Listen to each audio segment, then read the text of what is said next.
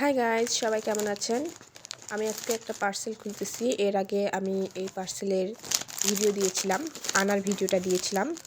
তো আজকে আমি এটার ওপেনিং করতেছি। তো এটার ভিডিওটা আপনাদের কাছে শেয়ার করতেছি।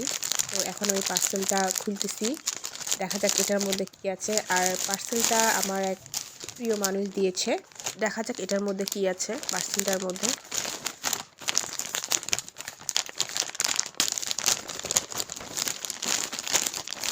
এটা একটা উলের সুইটার ছিল, দেখে বোঝা যাচ্ছে।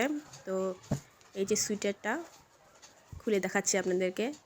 সুইটারটা আমার কাছে ভীষণ ভালো লাগতেছে। আর হলো এটা খুব গরম হবে পরলে।